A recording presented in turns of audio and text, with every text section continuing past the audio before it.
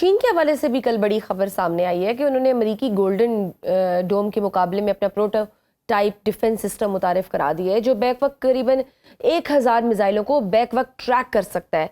हाल ही में चीन ने अपनी दिफाई ताकत का मुजाहरा भी फौजी परेड में किया था। आप समझते हैं कि दुनिया में वर्ल्ड पावर के स्टेटस की जानिब चीन का बड़ा कदम है ये? जी बिल्कुल, देखिए चीन जो है ना उसने पिछले 10 सालों में टेक्नोलॉजी में बहुत महारत हासिल की है। हम्म। अगर आप 1990 के चीन को देखें और उसकी टेक्नोलॉजी को अमेरिका से कंपेयर करें तो बहुत ज़मीन और आसमान का फ़र्क था। हम्म। क्योंकि मुझे मौका मिला है चाइनीज़ जहाज़ भी उड़ाने का और अमेरिकन जहाज़ भी उड़ाने का। उस वक़्त भी जबकि ये 80s और 90s की बात है और आज भी जब मैं देखता हूँ तो हम्म। चाइना ने अपनी इंडस्ट्री में बहुत इम्प्रूवमेंट की है, बहुत रिसर्च एंड डेवलपमेंट की है, हम्म। बहुत टेक्नोलॉजी को इंट्रोड्यूस कराया है और जो जो आपकी latest state of the art technologies हैं, जो हम्म। डिस्ट्रप्टिव टेक्नोलॉजीज भी जिन्हें कहते हैं, तो एक बहुत उन्होंने हैंडशेक किया है, फ्यूजन की है अपने जितनी भी ये आईटी की जो इंडस्ट्री है उसकी और मिलिट्री इंडस्ट्री के साथ। सो आर्टिफिशियल इंटेलिजेंस को ये लेकर आए हैं अपने तमाम मिलिट्री इक्विपमेंट के अंदर और ऑटोनोमस ड्रोन्स, रोबोटिक्स, इन चीज़ों को इन्होंने बहुत अच्छे तरीके से फ्यूज़ किया है अपनी मिलिट्री टेक्नोलॉजी में। हम्म। और ये चीज़ नज़र आती है इनके जहाज़ों में, इनके ड्रोन्स में, इनके मिसाइल्स में, इनकी जितनी भी आगे जो रोबोटिक किस्म की टेक्नोलॉजीज़ आ रही हैं, जो अंडर सब सरफेस ड्रोन्स हैं, जो जहाज़ों के साथ 6th जनरेशन एयरक्राफ्ट के साथ ये ड्रोन्स बना रहे हैं, वो हैं।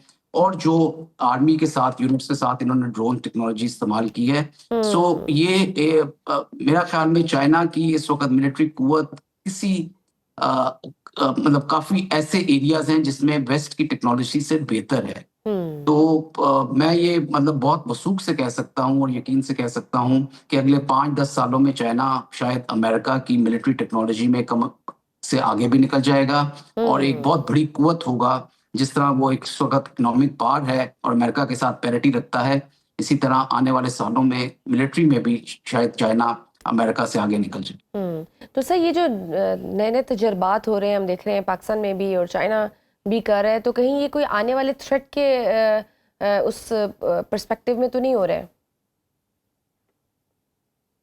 जी देखिए, थ्रेट तो होता है और थ्रेट हमें तो यकीन है, मतलब जिस तरह पहले इस मई में जो हमारा कॉन्फ्लिक्ट हुआ इंडिया के साथ, उससे पहले जो हमारा सिनेरियो होता था, हम्म। एक सिचुएशन थी, वो नो वॉर और नो पीस की हमेशा से मौजूद थी और हम्म। पाकिस्तान हमेशा इसकी तैयारी में रहता था। एक छोटा मुल्क होने की वजह से हमें ये थ्रेट है, क्योंकि हम्म। हमने हिस्ट्री में देखा है, पास्ट में देखा है कि हमें हमेशा इंडिया ने ज़ेब करने की कोशिश की है। हर फोरम में उसने कोशिश की है कि पाकिस्तान को नीचा दिखाया जाए और हर तरह की उसने एग्रेशन भी की है। तो हम्म। वो थ्रेट अब जो है आफ्टर मई जो है, it is more war and less peace वाला चक्कर है।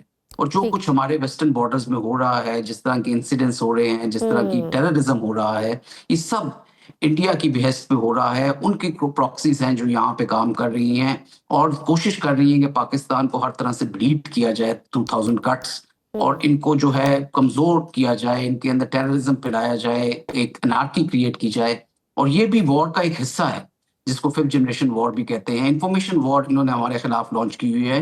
तो मोदी और उसकी जो हिंदुत्व रजीम है और जो उनका कॉन्सेप्ट है हम्म। कंप्लीट, उसको देखते हुए हमें इस चीज की हमेशा तैयारी करनी चाहिए, हमें तैयार रहना और हमें चाहिए तैयार और रहना चाहिए, हमारी बिल्कुल ट्रेनिंग सही। और हमारी तैयारी अपने दुश्मन से ज्यादा होनी चाहिए, और जो बिल्कुल। होती भी है हमेशा। और बिल्कुल। अल्हम्दुलिल्लाह हमने उसको बिल्कुल सही। हमेशा एक मुंह तोड़ जवाब भी दिया है।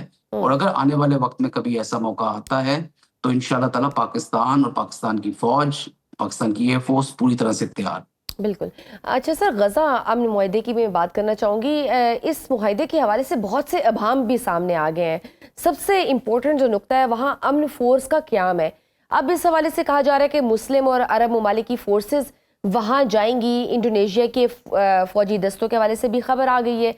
क्या पाकिस्तान भी अपनी फोर्सेस उतार सकता है? और पाकिस्तानी जैसी काबिल मैं कहती हूँ फोर्सेस का गज़ा इसराइल बॉर्डर पर तैनात होने से क्या असर पड़ सकता है?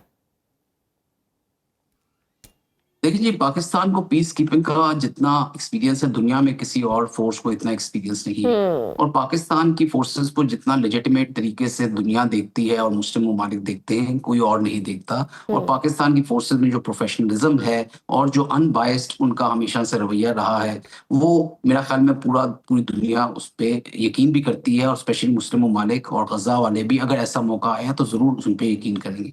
लेकिन ये कहते के साथ-साथ मैं बड़ा कॉशियसली ये भी कहना चाहूँगा कि जिस तरह आपने कहा कि काफ़ी सारे अभाम नज़र आए हैं, तो जी। उनमें एक ये भी चीज़ है कि देखिए हमने अफ़गानिस्तान में जब ये मामला हुआ और इंटरफेरेंस हुई और उसके अंदर जिस तरह के chaos हुआ, तो हमने ये सोचा कि शायद हम एक गवर्नमेंट प्लांट कर देंगे जो कि पीपल सेंट्रिक नहीं होगी। फ़ोर्स के थ्रू हमने अगर एक गवर्नमेंट जो हमने करज़ई साहब की भी डाली और उसके बाद भी जो गवर्नमेंट आई, तो उन्होंने वो पीस नहीं ला सके। बिल्कुल। क्योंकि उस वक़्त वो पीपल सेंट्रिक गवर्नमेंट नहीं थी। लोगों ने जिन्होंने कुर्बानियाँ दी हुई थी, जिन्होंने मुश्किल वक़्त गुज़ारा था, चाहे वो रशियन इन्वेजन था या अमेरिकन इन्वेजन था, उनको साइडलाइन किया गया और फ़ोर्सफुली एक ऐसी गवर्नमेंट पपेट गवर्नमेंट डाली गई जो अक्कासी नहीं करती थी ज़्यादातर पॉपुलेशन की। इसी तरह अगर गज़ा में भी देखिए, गज़ा में 75 से 80 हज़ार जानें जा चुकी हैं, जिसमें 40% जो है वो बच्चों की जानें हैं। इन लोगों ने उनमें सिविलियंस भी हैं, उनमें सारे जो हैं वो हमास वाले लोग नहीं हैं। लेकिन ऐसा ज़रूर हुआ है कि जिन्होंने अपने रिश्तेदारों को, अपने प्यारों को, अपने बच्चों को खोया है, उनमें एक एग्रेशन ज़रूर है, उनके अंदर एक जज़्बा ज़रूर है कि भई हमें हम पे ये ज़ुल्म क्यों हुआ? तो वो इसको भूल नहीं सकते। ऐसा नहीं होगा कि ट्रम्प एक पीस प्लान देंगे और नेतन्याहू के साथ मिलके और उसमें वो लोग नहीं शामिल होंगे जिन्होंने कुर्बानियाँ दी हैं। तो जिन लोग जो होते हैं, जो पॉपुलेशन होती है, वो उन्हीं को लेजिटिमेट समझती है या बिल्कुल। उन्हीं की कदर करती है या उन्हीं को आते हुए देखना चाहती है अपने मुल्क में हुक्मरान की सूरत में, जिन्होंने सफरिंग की हो और सैक्रिफाइस की हो। जो पब्लिक तो मैं सेंट्रिक समझता हो। हूँ कि सफरिंग और सैक्रिफाइस जिन लोगों की है, उनको साइडलाइन नहीं करना चाहिए। जब तक उन लोगों को आप साइडलाइन करके रखेंगे, तो एक chaos और एक एनार्की वाला एलिमेंट ज़रूर रहेगा। उधर कभी स्टेबिलिटी नहीं आ सकती bye planting a government which is self serving या सर्विंग सम सब इंटरनेशनल यही तो फिर मतलब वो जो आपके एग्जैक्टली हुक्मरान अब वो होते हैं। कंसर्न्स उठ भी रहे हैं। अब फलस्तीन कह भी रही है कि ये तो ऐसे है जैसे कि एक कॉलोनी में आप एक और कॉलोनी बनाने जा रहे हैं। और अगर हम सपोज करते हैं कि ये अमन मुआहिदा जो ट्रम्प साहब लेकर आए हैं ये कामयाब नहीं होता, और जैसे ट्रम्प और नेतन्याहू ने कहा है कि हमास ने अगर कबूल ना किया तो नताइज भुगतेगा, तो क्या आप समझते हैं कि मिडिल ईस्ट में बाकायदा एक बड़ी जंग शुरू हो सकती है अगर हमास इस पे नहीं आता तो? देखिए जी, मिडिल ईस्ट में जब से दोहा के ऊपर इजराइल ने अटैक किया है, एक इनसिक्योरिटी वाला एलिमेंट जरूर आया है। और इन तमाम बड़ी मुल्क में जिनकी बड़ी फोर्सेस हैं, काफी स्टेट ऑफ आर्ट इक्विपमेंट है जो कि अमेरिका से आया हुआ है। और उसमें आप कह सकते हैं कि बहुत ज्यादा इन्होंने इन्वेस्टमेंट की है, बहुत पैसा है जो अमेरिकन इंडस्ट्री में डाला है। बाखबर रहिए हर जगह हर वक्त बर वक्त। अभी सुनो न्यूज का यूट्यूब चैनल सब्सक्राइब करें और बेल आइकन पर क्लिक करें और जानिए मुल्की और गैर मुल्की हालात व वाकयात यकीन के साथ।